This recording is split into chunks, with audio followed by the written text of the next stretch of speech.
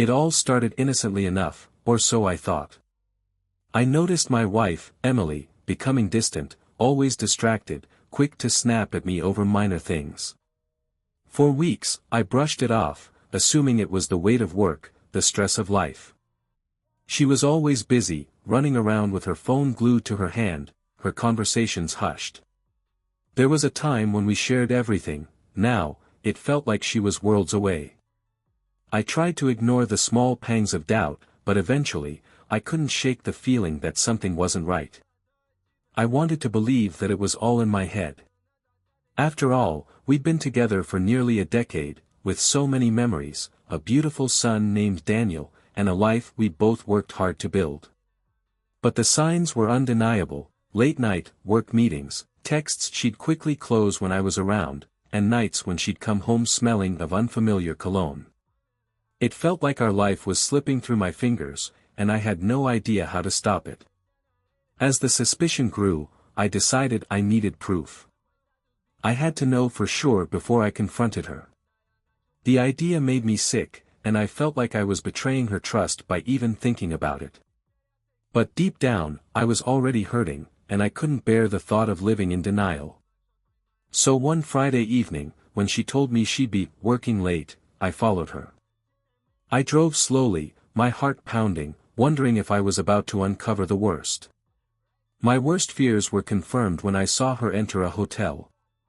I watched from a distance, clutching the steering wheel so tightly my knuckles turned white. She met a man in the lobby, someone I'd never seen before, and they walked hand in hand to the elevator. The image burned into my mind, and I felt a mixture of anger, betrayal, and heartbreak that I couldn't even put into words. Emily, my wife, was cheating on me. It felt like my whole world had come crashing down. For the next few days, I went through a roller coaster of emotions. There was the anger, the sadness, the constant questioning of what I did wrong or where things went off track. But the hardest part was pretending that everything was fine for Daniel. He was our only child, and he was blissfully unaware of the turmoil going on between his mom and me. I'd smile and play with him, but inside, I felt hollow. One evening, Daniel asked me if I wanted to come to his soccer game. He'd recently joined a small team with some of his friends from school, and he was excited to show me his new skills. I'd always been supportive, but I'd missed a few games because of work, and I could tell he really wanted me there. So, even though my mind was a mess, I agreed to go. Spending time with him felt like a lifeline, something pure and untouched by the pain I was feeling. The game turned out to be exactly what I needed. Watching Daniel on the field, his face lit up with determination and excitement, I felt a wave of pride. He was growing up so fast, and I realized how much I'd missed while focusing on work and trying to save a marriage that was slipping away. He scored a goal that day, and the look on his face when he saw me cheering from the sidelines was worth every bit of heartache I'd been carrying. After the game, Daniel introduced me to his friends, and I felt a warmth I hadn't experienced in a long time. They all looked up to me, eager to tell me about their favorite moves, and it reminded me of how much influence I had on him. Being a father suddenly felt more important than ever, like my presence was essential, especially now that things with Emily were spiraling. In the days that followed, I made a conscious decision to focus on Daniel. I started attending all his games, driving him and his friends to practice, and even volunteering to help coach on weekends. I wanted to be a role model, to show him that no matter what happened between his mom and me, I would always be there for him. It became my new purpose, and the more time I spent with him, the more I realized how much he needed me. At home, things with Emily only grew colder. She was often out late, and when she was home, we barely exchanged words. The divide between us felt insurmountable, like we were living two separate lives under one roof. But surprisingly, the anger I once felt had faded. Spending time with Daniel reminded me that my life didn't revolve around Emily's choices. I had a responsibility to be a good father, and that gave me strength.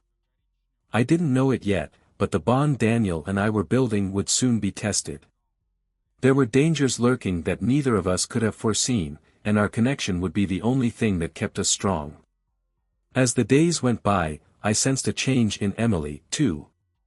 I wasn't as affected by her actions, and I could tell she noticed. Perhaps she thought I would beg her to stay, but instead, I poured everything I had into my son. Little did she know, she'd already lost me. Since that night, my focus on Daniel was like a lifeline. Emily's betrayal weighed on me every time I was home, yet when I was with my son, it was like stepping into a part of my life untouched by pain. We quickly fell into a rhythm. Every day after work, I'd pick him up from school, take him to soccer practice, or help him with his homework. I could feel our connection deepening, almost as though the time I'd been missing from his life was finally coming back to us. Emily began noticing the change. She would come home to an empty house, just me and Daniel's shoes by the door, the sounds of our laughter from the backyard. She didn't say anything outright, but her glances lingered. Sometimes I'd catch her watching us, a mixture of surprise and confusion on her face. In moments like those, I felt a small satisfaction. She could see I wasn't waiting around for her to figure out her feelings. My life was moving forward. The dynamic between us shifted dramatically. While we used to talk over dinner, now we ate in silence, the sounds of forks against plates filling the air. I barely even looked her way, but in the quiet, I could feel her discomfort. The man she once had complete confidence would stay through anything was now a stranger in her own home. And she knew it. She had no idea how much her betrayal had forced me to let go of the future I once envisioned. One evening, Daniel asked me to come to his school's family day. It was a small event, a barbecue, some games, a chance for parents to spend time with their kids. I agreed, and when I told Emily, she seemed taken aback. "I thought you'd want a night off," she said, her voice hesitant. I just shrugged, mentioning that Daniel wanted me there. She blinked, realizing that the distance wasn't just a reaction. It was my new reality, and Daniel was my anchor. Family Day was more rewarding than I expected. I met some of Daniel's friends and their parents, seeing the world he lived in outside of our home. He introduced me to his best friend, Ethan, a lively kid who looked at Daniel as a role model. It hit me then, Daniel wasn't just my son, he was growing up fast, and he needed a father who could help guide him, who would be there to support him through life's hurdles. That realization fueled me to keep focusing on him, no matter what Emily did. During a quiet moment at the barbecue, Emily appeared beside me. She was uncharacteristically quiet, observing Daniel as he laughed with his friends. "He's really happy when you're around," she said, almost as if admitting something she had never considered before. I just nodded, feeling no need to discuss it. The weight of our unspoken issues hung heavily in the air, and I could tell she was uncomfortable in the face of my silence. That night, Emily tried to start a conversation. She mentioned how she felt disconnected, and wanted to talk about us, but I didn't have it in me to revisit the hurt. "It's not about us right now, Emily," I replied, keeping my voice steady. "I'm focused on Daniel." My words seemed to startle her, and I saw a flash of regret cross her face. It was as if she hadn't realized just how serious I was about moving on, about putting Daniel first. In the days that followed, Daniel's friends began coming around more often. I could tell they were looking up to me, seeing me as more than just another parent. They wanted to share their stories, ask for advice, and simply enjoy the kind of fatherly presence that I was now dedicated to providing. I became something of a mentor to them, helping them with their soccer techniques or showing them how to fix up their bikes. They respected me, and their respect gave me purpose. Emily, meanwhile, became more distant, almost wary of me. She knew something had shifted between us permanently, and it seemed to unsettle her. There was a time she had all of my love and trust, and now, seeing me thrive outside of our relationship was like watching her control slip away. I didn't relish the discomfort she felt, but a part of me was relieved to see her finally recognizing what she'd thrown away. One Saturday, Daniel asked if we could go camping with some of his friends. He'd been learning about the outdoors at school, and he was eager to try out some of the skills he'd read about. Camping was something I hadn't done since I was young, but seeing his enthusiasm sparked an excitement in me that I hadn't felt in a long time. I agreed, and we spent the week planning the trip, gathering supplies, and talking about all the things we'd do once we were out there. Emily overheard our plans one night and tried to join in. I could come too, she suggested, though her voice lacked conviction. Daniel hesitated, looking to me as if asking if it was okay. I gave him a small nod, letting him decide.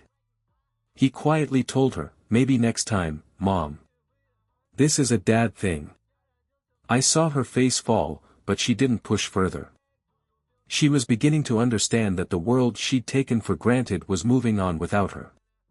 As we set out for the camping trip, Daniel and his friends were practically bouncing with excitement. They packed their tents, sleeping bags, and enough snacks to last for days. We drove out to a secluded spot by the lake, setting up camp as the sun began to set.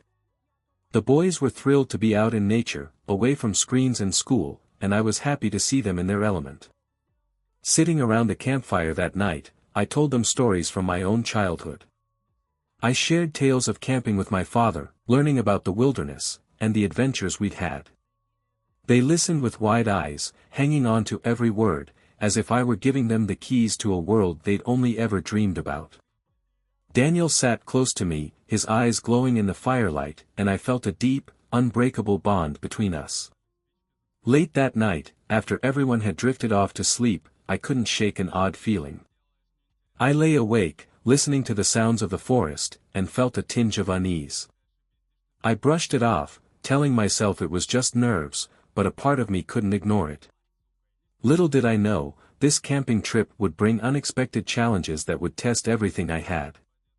As I finally drifted to sleep, I promised myself that I would protect Daniel and his friends, no matter what. They trusted me, looked up to me, and they deserved to feel safe. If anything were to happen, I would be ready. As I invested more of my time in Daniel, I could see how much he enjoyed having me around. He introduced me to his friends, and soon, I became something of a mentor to them, too. They came over often, hanging out in our backyard, kicking the soccer ball, or just chatting about their lives. I felt like a positive presence for them, and it was fulfilling in a way I hadn't expected. Emily noticed, of course. She would come home and see me with the kids, laughter filling the house. At first, she seemed almost amused, but as the days passed, her expression changed to something closer to regret. She saw that I was spending less time around her and more with Daniel and his friends. And although she didn't say anything, I could feel the tension in the air. I wasn't deliberately avoiding her, but I couldn't ignore that our relationship felt hollow, like the damage she'd caused had created a gap we couldn't bridge. One evening, after a particularly fun day with Daniel's friends, I overheard Emily talking on the phone in a quiet voice. I couldn't hear the words, but the tone was one of frustration. I tried not to dwell on it too much, reminding myself that I was here for Daniel, not for her. But part of me couldn't ignore the fact that Emily's presence felt more and more like an intruder in the life I was building with my son. Our connection deepened with every day that passed, and I could feel Daniel's trust in me growing. We made plans for a camping trip with some of his friends, a small group of boys who had become like family to me. We spent days preparing, picking out gear, and talking about all the things we'd do. I hadn't felt this excited about something in a long time, and I could tell that Daniel was looking forward to the adventure as much as I was. When Emily found out about the camping trip, she asked to come along. I could see the uncertainty in her eyes as she made the request, almost as if she were reaching out for a connection she'd lost. But Daniel was clear, this was something he wanted to do with me and his friends, no one else. "Next time, Mom," he said, and the finality in his tone made me realize just how much she'd alienated herself. She nodded quietly, but I saw a flash of disappointment cross her face, a hint that maybe she was starting to realize the consequences of her choices. The night before we left, I packed everything meticulously, going over my mental checklist again and again. As I drifted off to sleep, I couldn't shake the feeling that this trip would be significant, that it would solidify the bond between Daniel and me. But what I didn't realize was that it would also test my strength and determination in ways I hadn't imagined. We arrived at the campsite by mid-afternoon, surrounded by the towering trees and the peaceful hum of the forest. The boys were excited, practically bouncing with anticipation as they set up their tents. We spent the day hiking, fishing, and sharing stories around the campfire. The joy on Daniel's face made every effort worthwhile. Here, in the woods, far from the complications of home, everything felt simple and right. That night, as we sat around the fire, I noticed movement in the distance. It was just a shadow, quickly disappearing into the trees, but it was enough to make me uneasy. I kept my eye on the area, feeling a slight chill run down my spine. When I mentioned it to the boys, they laughed, thinking it was part of a ghost story. I didn't want to scare them, so I brushed it off, but a lingering sense of unease stayed with me. Later, as everyone settled into their tents, I couldn't sleep. I lay awake, listening to the sounds of the forest, and felt a strange sense of responsibility for these boys, like I was the only thing standing between them and whatever might be lurking out there. I told myself it was just nerves, that I was being overprotective, but a part of me couldn't shake the feeling. I resolved to stay awake as long as I could, keeping watch over the campsite to make sure nothing disturbed the peaceful night. The next morning, the boys woke up with boundless energy, oblivious to the tension I felt. They wanted to explore, so we packed up and ventured deeper into the woods, following a trail that led to a nearby stream. The boys skipped stones, splashed around, and raced each other across fallen logs.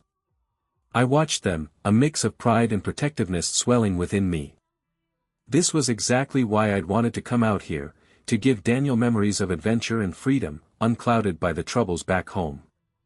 At one point, as we were taking a break, Daniel opened up to me about his feelings.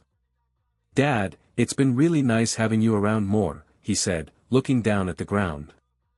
I could tell there was more he wanted to say, so I encouraged him to go on.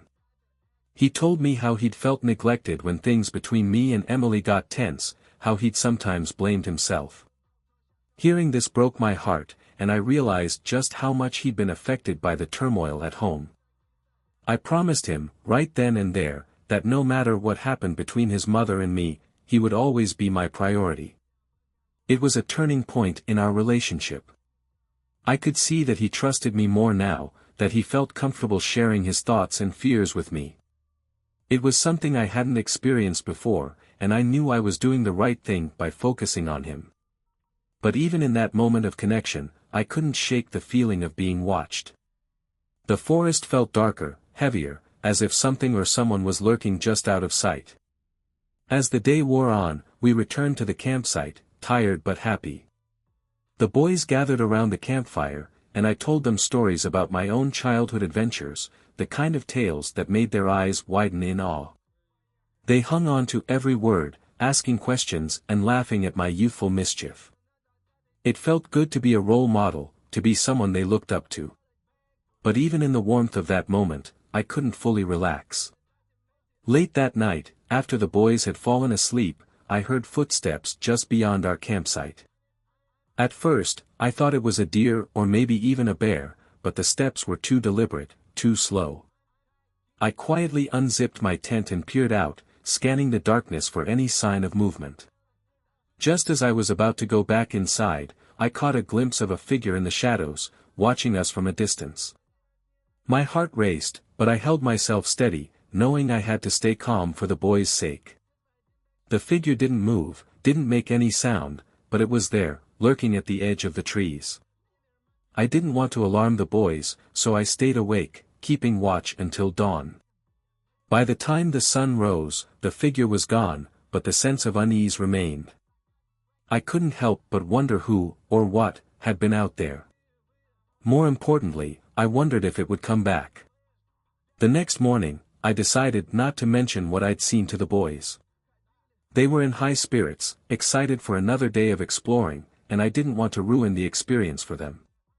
But I couldn't shake my concern, so I kept a close eye on them as we hiked, making sure they stayed within sight. Every so often, I'd scan the trees, looking for any signs of movement, but the forest was quiet, almost too quiet.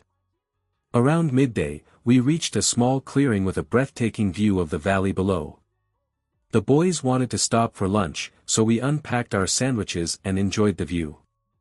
As we ate, I felt a moment of peace, thinking maybe I'd imagined the figure from the night before. But just as I was beginning to relax, one of Daniel's friends, Ethan, wandered a bit too far from the group. "Ethan, stay close." I called out, but he was distracted, too engrossed in his surroundings to pay attention. Before I knew it, he'd ventured to the edge of the clearing, dangerously close to a steep drop. I got up and rushed over, calling his name, but as I reached him, the ground gave way beneath his feet. In an instant, he was sliding down the slope, grasping at anything he could hold on to. Without thinking, I slid down after him, grabbing onto a tree root and managing to stop our fall. Ethan was terrified, clutching my arm tightly, his face pale. I spoke to him calmly, reassuring him as I slowly helped him climb back up to safety. When we finally reached the top, the other boys ran over, their faces a mix of relief and admiration. In that moment, I saw just how much they looked up to me, how much they trusted me to protect them. That night, as we sat around the campfire, the boys were quieter, clearly affected by the close call. They looked to me not just as Daniel's dad but as someone they could rely on. And in that silence, I realized just how much these kids needed someone like me, someone who would put their safety and well-being above everything else. Emily had no idea what she was missing out on, the family she'd turned away from, the bond she'd jeopardized with her choices. I knew that no matter what happened, I would be there for Daniel and his friends. And deep down, I hoped that maybe, just maybe, Emily would see what she'd given up. Back at the campsite, I took extra precautions, setting up small barriers and tying bells to some branches as a makeshift alarm system. The boys thought it was exciting, like we were preparing for some grand adventure, but I could tell they were a little shaken after Ethan's close call. I didn't want to let on how serious I felt about the situation. Whatever was lurking out there, I was determined to keep us safe. As the boys settled into their tents, I sat by the dying fire, watching the flames flicker and fade. My mind wandered to Emily. A part of me wondered what she'd think if she knew about the trip, about the responsibilities I'd taken on that she'd abandoned. Was she even thinking about us? The bitterness rose in me, but I pushed it down, focusing instead on the here and now, on the kids who needed me. Sometime after midnight, I heard rustling in the distance again. This time, it wasn't just footsteps, it sounded like something was being dragged. I gripped the small camping knife I had, my heart pounding as I strained my eyes in the darkness. The sounds grew closer, and I prepared myself for anything, determined to protect these kids no matter what. But, after a few tense moments, the noise faded, leaving me on edge, wondering if I'd really heard it at all. The next morning, I gathered the boys and told them we'd be heading back a day early. They were disappointed, but I explained that it was for the best. They trusted me, nodding with quiet understanding, though I could see the sadness in Daniel's eyes. He'd been looking forward to this trip, and so had I. But I couldn't shake the feeling that something wasn't right, and I wasn't willing to take any more chances. As we packed up and started the hike back to the trailhead, I kept the boys close, constantly scanning the trees around us. The sense of unease hadn't left me, and I felt more protective than ever. We were about halfway back when I noticed a figure up ahead on the trail, partially hidden by the trees. I stopped in my tracks, holding my arm out to signal the boys to stay back. The figure stepped forward, a man with a disheveled appearance, his clothes worn and dirty. He looked at us with a strange expression, somewhere between curiosity and hostility. "Out here with the kids, huh?" he said, his voice grating and slightly mocking. My instincts flared up, and I positioned myself between him and the boys, my hand resting on the pocket where I'd stashed the camping knife. I kept my tone calm but firm, telling the boys to stay behind me. The man didn't make any sudden moves, but his eyes lingered on the boys in a way that made my skin crawl. After a tense standoff, he seemed to lose interest, muttering something under his breath as he disappeared into the woods. The boys were shaken, and I could feel their anxiety as we resumed the hike. I reassured them, telling them we'd be home soon, but I knew this trip had left a lasting impression on all of us. When we finally made it back to the car, I breathed a sigh of relief, glad to have left the wilderness behind. The boys piled into the car, still subdued, and we headed back home in near silence. I could tell they were processing everything that had happened, the excitement and the fear mingling in their minds. As we drove, I thought about the bond we'd formed out there, the way they'd looked to me for guidance and protection. Back home, Emily was waiting. She looked relieved to see us, but there was a tension in her posture, as if she wasn't sure of her place anymore. Daniel ran to her, giving her a quick hug, but then he returned to my side, recounting our adventure with an enthusiasm that left her stunned.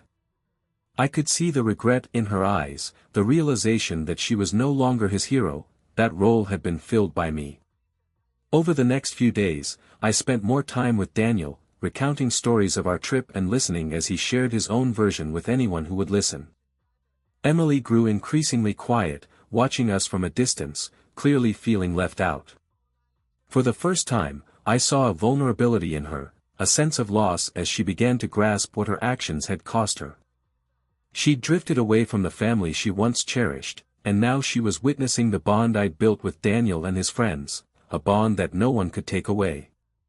Emily finally approached me one evening. She tried to apologize, to explain herself, but the words came out hesitant, unsure.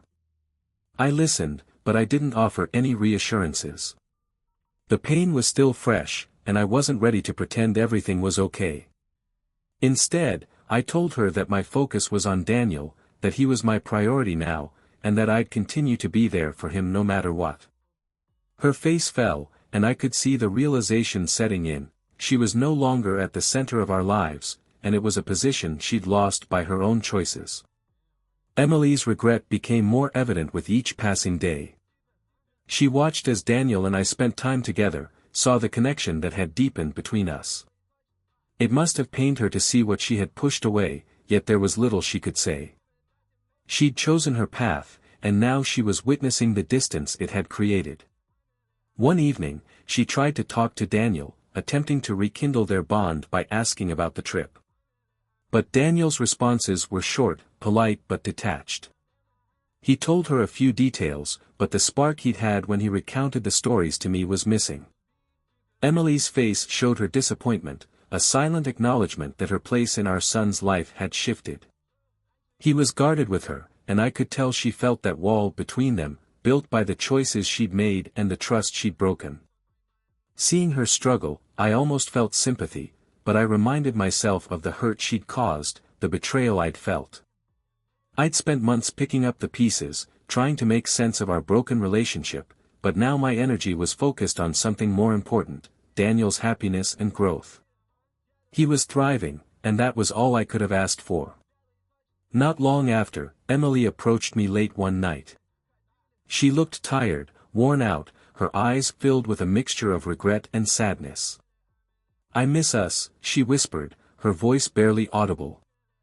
I remained silent, letting her continue, even though I wasn't sure what she could say that would change things. She admitted to her mistakes, said she'd been selfish, that she'd let her own insecurities drive a wedge between us. I could tell it was hard for her to say those things, and part of me wanted to believe her. But there was still so much hurt, so much resentment. I told her, as gently as I could, that things weren't that simple, that trust, once broken, wasn't something that could easily be repaired. She nodded, tears in her eyes, understanding the reality she'd created. Emily asked if there was a chance to start over, to rebuild what we'd lost. I told her I didn't have an answer. My focus was on Daniel, on making sure he had a stable, loving environment. If we could co-parent effectively, maybe over time, things could improve. But for now, the priority was clear. The days turned into weeks, and Emily's behavior continued to shift. She made an effort to be more present for Daniel, to take an active role in his life again. It was as if she'd finally seen the impact her choices had had on our family, and she was desperately trying to undo the damage. Daniel, though, was hesitant. He'd grown closer to me, and the wounds from her betrayal were still fresh in his young mind. It was hard for him to trust her fully again, and I didn't push him to. One evening, we were sitting around the dinner table, a rare family moment that felt almost normal.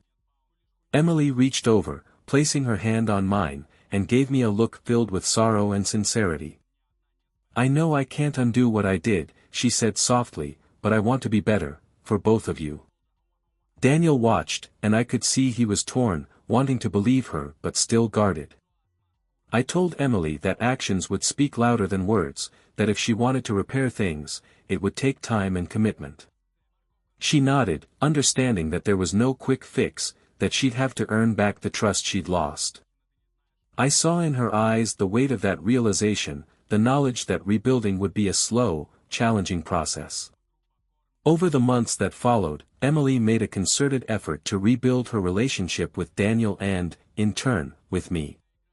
She was present in ways she hadn't been before, taking genuine interest in our lives and showing up for family moments without any expectations. She understood that it would take time for Daniel to fully trust her again, but she remained patient, willing to put in the work. Our family dynamic began to shift. The laughter returned, the small moments of togetherness felt real, and Daniel started to open up to her again, bit by bit. He let her in slowly, cautiously, testing her sincerity. And though I remained cautious myself, I could see a genuine change in her, a willingness to repair what she'd nearly destroyed. One evening, as Daniel was getting ready for bed, he hugged both of us, a gesture that meant the world. It was a small moment, but it was filled with hope, a sign that maybe, just maybe, we were finding our way back to each other. Emily and I shared a quiet smile, recognizing the progress we'd made, knowing that there was still work to do but feeling a glimmer of hope for our family. In the end, it wasn't about erasing the past but building a future that was stronger and more resilient. We'd faced the darkest parts of our relationship, and somehow, we were emerging on the other side, a little wiser and a lot more grateful for the family we still had. 4-0